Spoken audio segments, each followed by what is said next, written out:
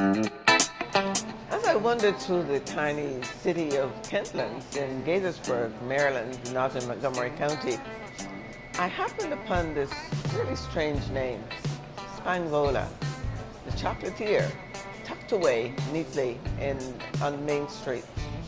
So my love for chocolate, of course, led me to find out, what is this about?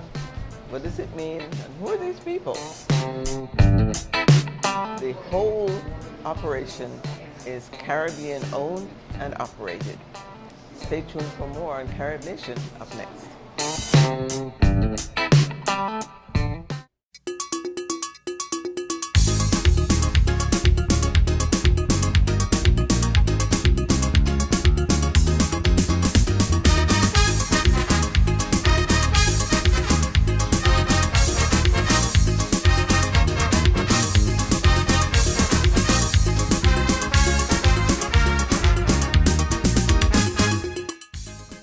Welcome to Carib Nation. I'm Derrice Deane. I have a sweet treat for you today. I walked into this chocolatier called SPAGnVOLA, and the array of colors, the smell of chocolate, the setting, the bistro setting, the colors, so inviting, so warm, I had to talk to the owner. Not to find out that he is Mr. Reid from the Dominican Republic. Thank you so much for joining us, Mr. Reid, and welcome to Carib Nation. Thank you, Doris. I was pleasantly surprised to know that the Caribbean actually owned a business such as chocolate making in Gaithersburg, Maryland. The name, fascinating, and I want you to tell me, first of all, where did the name come from, what it means, and how did you come up with it? Well, first of all, thank you for being here and sharing our dream and our passion. I'm very proud that this represents the Caribbean. Our brand, SPAGnVOLA, was derived from a 16th century voyage map of the entire island of the Dominican Republic and Haiti. It was called Isola SPAGnVOLA.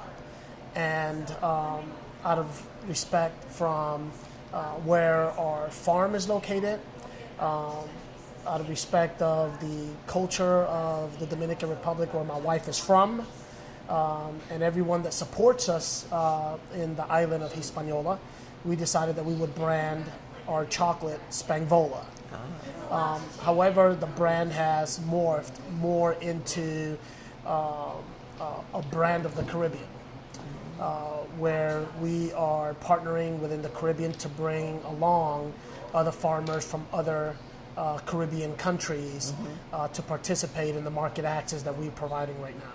So that all of your products come from the Caribbean. Now, not many people understand or know how much cacao we have in the Caribbean, yes, and what are the islands that have the best or specialize in it. Educate us on that. Well, I have this statement which I always say, that God doesn't create imperfection, and all the cocoa trees that exist in the world originated from southern Mexico, Central America, and South America. So the Caribbean nor West Africa ever really grew cocoa until after the Spanish trade, and they started to cultivate cocoa in those countries. The Caribbean does serve a very particular niche, and that is based on its climate and its conditions. Tends to grow very flavorful cocoa.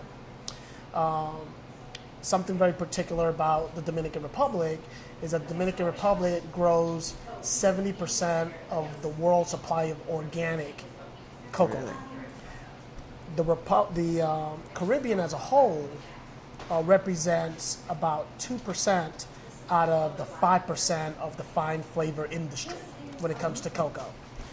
So we hold a very special position in the cocoa commodity when it comes to flavor and aroma. In terms of quantity, West Africa produces 75% of that supply. I see. Yeah, but we play a major role when it comes to the quality aspects of our beans that renders premium aroma and flavor characteristics. How many people knew this? Little did we know that we've been sitting on this for so long. it puzzles me that over all these years that people like you have been quietly doing your work, and no, we didn't know this in the Caribbean.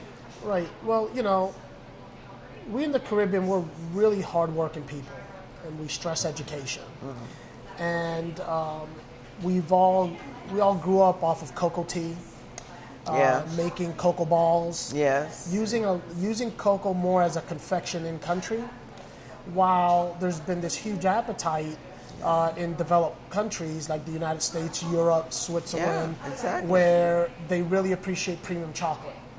Now, the chocolates that we consume in our countries are not that refined.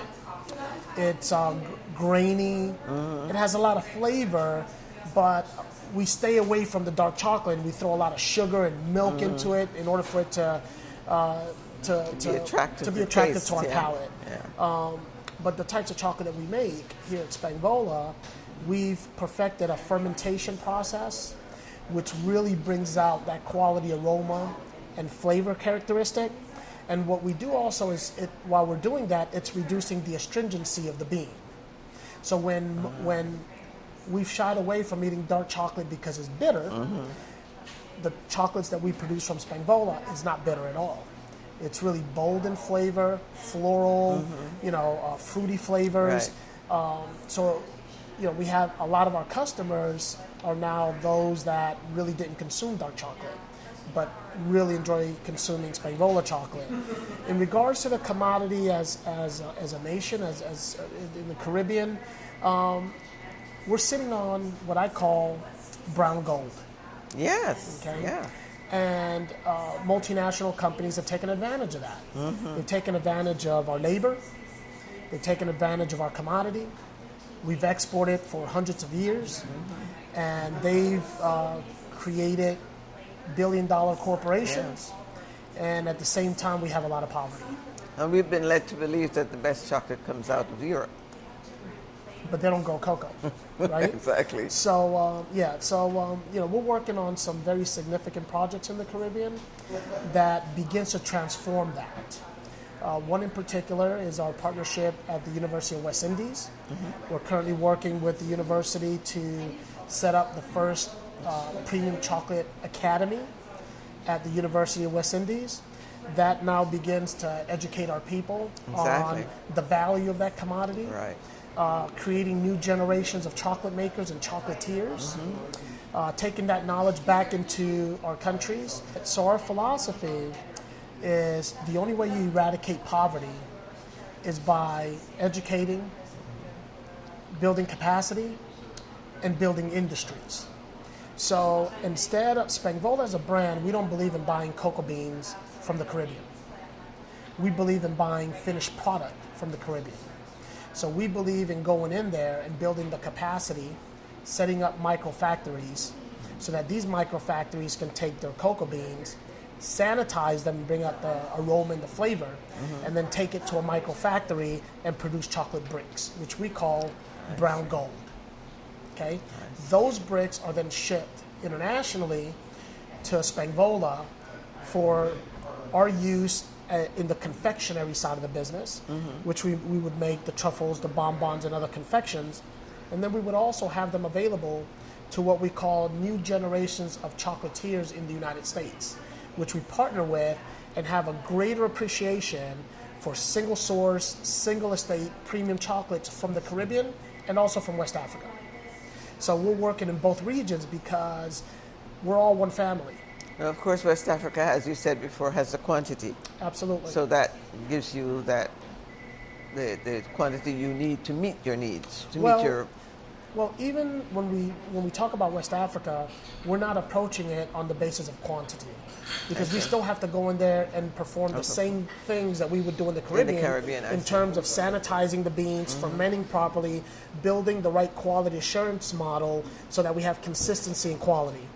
But the beauty of it is that the flavors that come out of West Africa are just amazing when it comes to the boldness of the chocolate. While in the Caribbean, you have some boldness, but you have a lot of mildness and a lot of flower notes and fruit notes that really come out of the Caribbean. Nice. So what we want to do is we want to feature the best of the best from each country.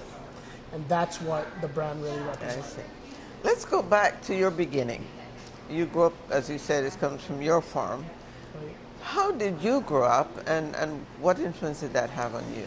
Sure. Well, I'm originally from Panama. Mm-hmm. My great-grandparents came from the island of Martinique and from Jamaica. So I have more ancestors from Jamaica than from anywhere else. I see. Okay.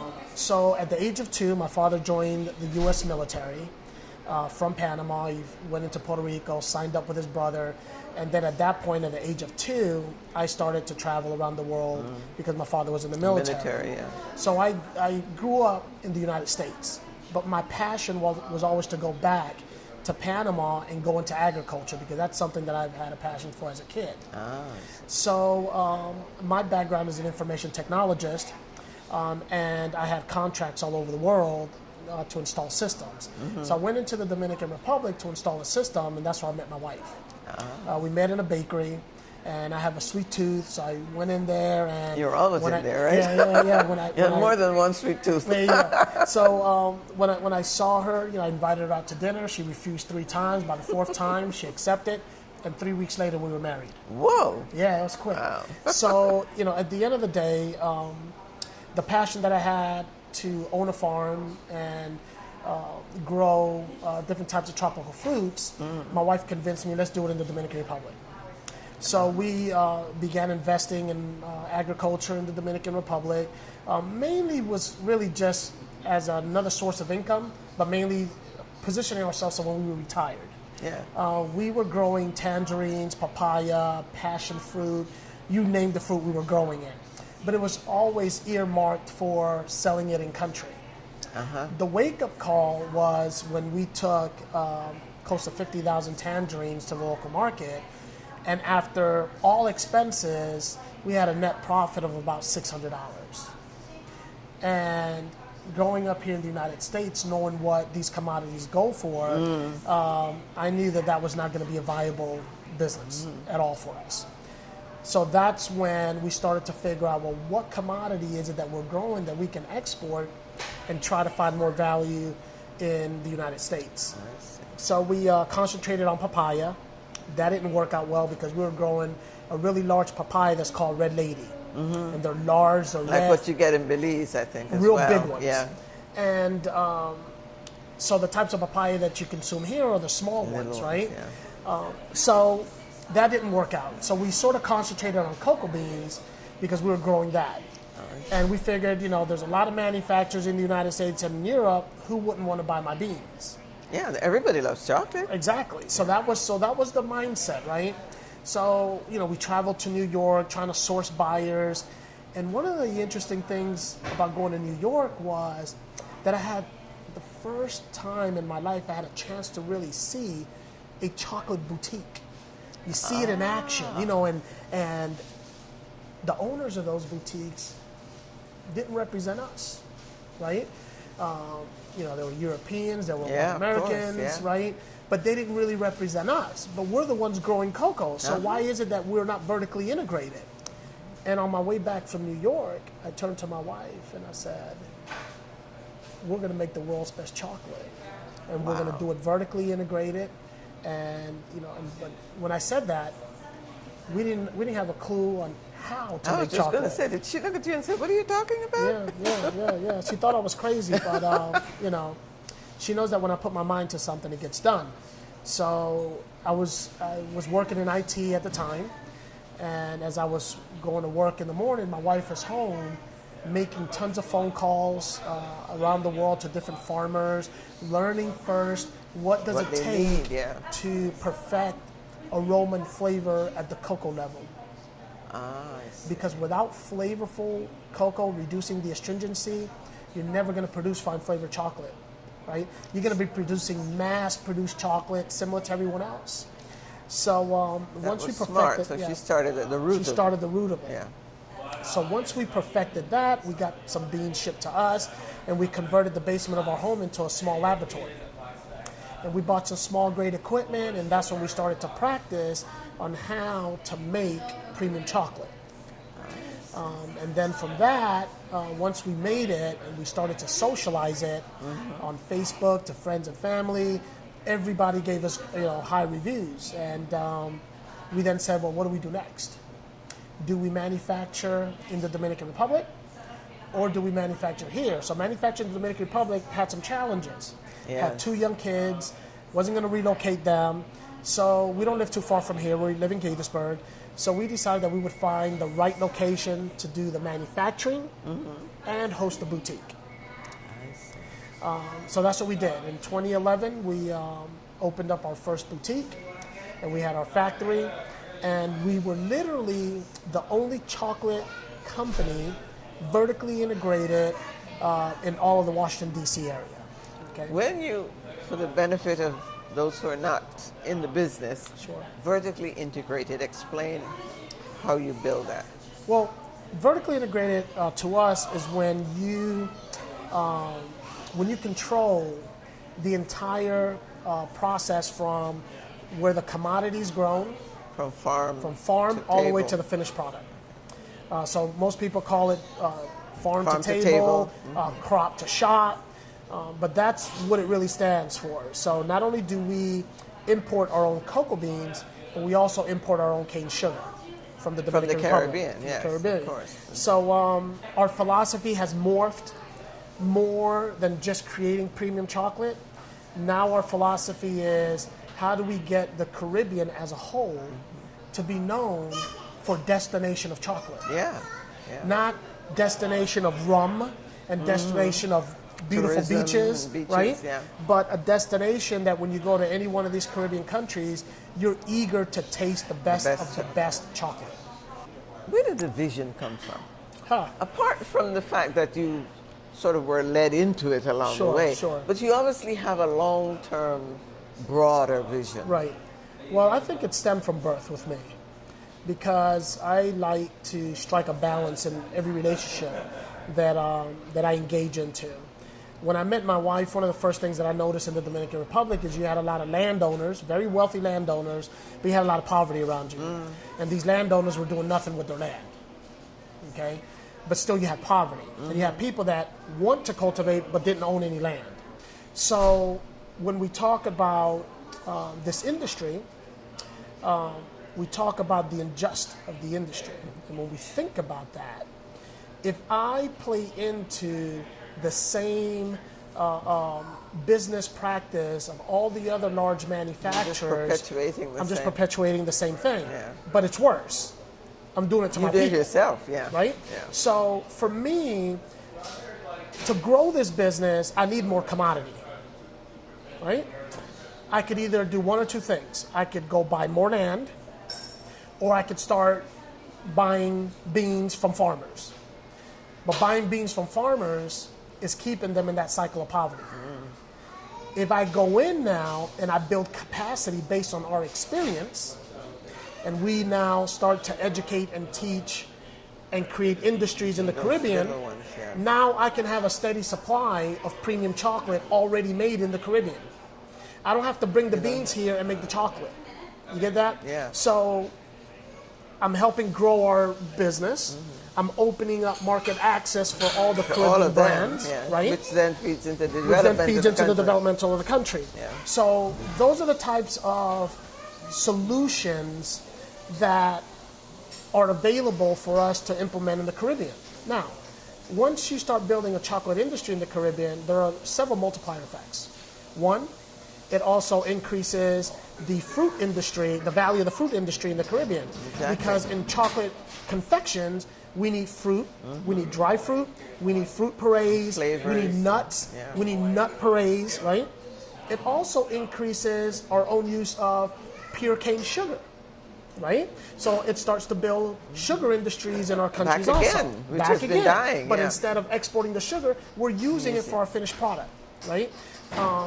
Packaging industry, right? Yeah. So now you're starting to see a full cycle, all of the components that make up what we're trying to accomplish here in the United States. Now we're trying to steadily accomplish building here in the United States and in Europe. So the key thing is that although we're from the Caribbean, we are very much working in West Africa also. We partnered with Ondo State of Nigeria.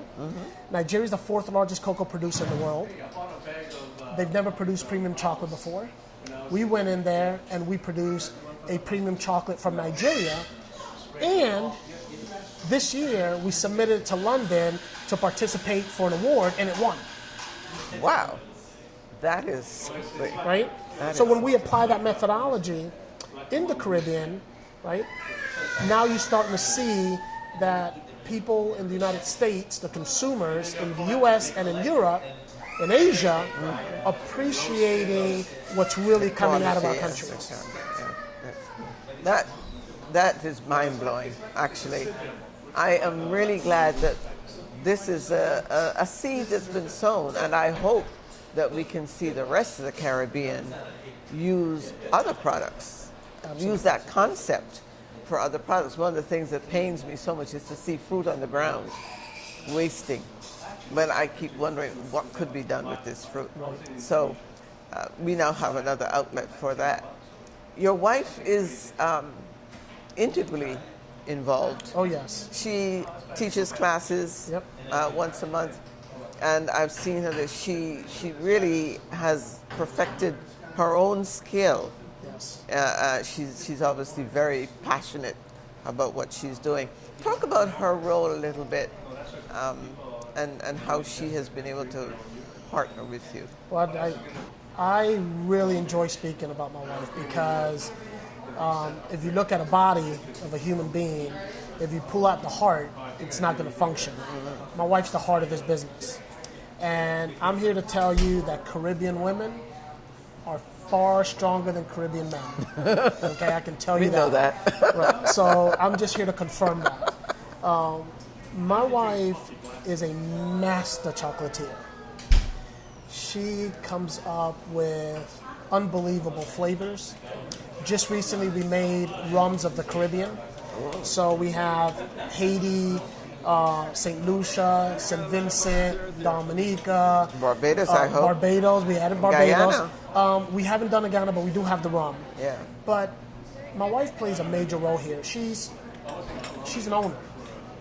And she runs the kitchen. She runs the manufacturing. And she's perfected it. So, my role is to help build the business.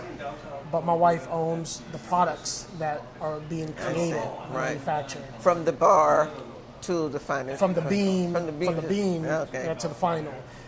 She's going to play a major role when it comes to the education part in the Caribbean, where she's going to be running these academies and training other professional and then subsequently master chocolatiers to really, create academies all over the Caribbean when it comes to this commodity. We're talking about a $200 billion industry. And you know what? We're going to take a piece of that. Of course. And we're going to take it and we're going to own it in the Caribbean. And, that's right. Those that don't like it, they're going to have to live with it. Well, they have to match up. This kind of concept focuses on entrepreneurship. Yes. Which is lacking in the Caribbean. One of the things that our colonial masters taught us was that we had to depend on the government. The first thing we did coming out of school, we looked for a white-collar job, work in the government, and that dirtying your hands was not the way to go. That was for cane farmers, and we had to move away from agriculture. It is now proving that we have to move back to agriculture. But you made a statement to me earlier that our education has fine-tuned our skills not to take risk. Correct. And what that means is that we've produced tons of bachelorettes, bachelor degrees, master degrees, PhDs. And what those things have done for us is it has really sharpened our skills in terms of not taking risk. Okay? When we talk about entrepreneurship and we're talking about building an industry, is where you go back 100 years, 150 years, and our ancestors were risk takers. They were builders. They were builders of roads. They were builders That's of true. communities. They were builders of bridges, right? We've lost that. Yeah. We've lost that fire in us, right? To want to take that risk and to really want to build, make something of Yeah. it. You know, not just go to school to then sit at a desk and work for someone else, right? And talk and talk and we talk and become talk. good consumers. And we talk a lot. Good consumers, but we haven't become good creators of Yeah. things. And I think that is what we need to bring back. You know, education at the university level, actually from grade school to the university, Yes. we need to start building new generations of risk takers. But because that mentality. You know, and you know, we use common sense, but we also apply the necessary skills to take the risks, because without the risk, there's no reward, right? And I believe that those are the things that my wife and I believe in. You know, we believe this: we're not guaranteed tomorrow. And we can't take what we've built today tomorrow if we're not here anymore. So we are all about sharing our knowledge and helping our communities and our cultures prosper. At the end of the day, that's what this is all about. Let me go back to your wife does training. She trains the classes. She runs the kitchen. Yes. Right. Tell us a little bit more about the classes, what is involved in the classes, and how she conducts them. Right. Well, the classes came about from when we first started our business here. We had to re-educate consumers about chocolate. There's a huge difference between SPAGnVOLA and your mass-produced chocolate. There's a huge difference between SPAGnVOLA and even what the chocolates that are called premium chocolate. Okay. So part of that is, one, we offer free factory tours. And that allows us to educate our consumers on where cocoa grows, how it's grown, how it's fermented, how it's dried, how it's roasted, the entire process, because in order for the consumer to appreciate a $10, $15, and $20 chocolate bar, they have to understand that it takes a lot of effort to produce Get that, it there. right? So the tours are meant for that. And then the chocolate making class that my wife has once a month or twice a month, it's also about educating the consumer on what does it take to make a truffle and what does it take to make a bonbon. So that when you go upstairs and you're in our boutique, you appreciate the price tag because you have experienced yourself how hard it is and what is involved in making those confections. I see. You know, particularly when it pertains to a really ultra premium product. Excellent. Well, it's been a great pleasure talking to you, and we will keep an eye on you. Beautiful. Thank you so much. It's a pleasure. My pleasure. Thank you. Switzerland, Belgium, watch out. We've got to match up to the Caribbean. This is Derrice Deane, and again, thanks for watching us in Carib Nation. Remember, our motto is one people, one culture, one Caribbean, one nation.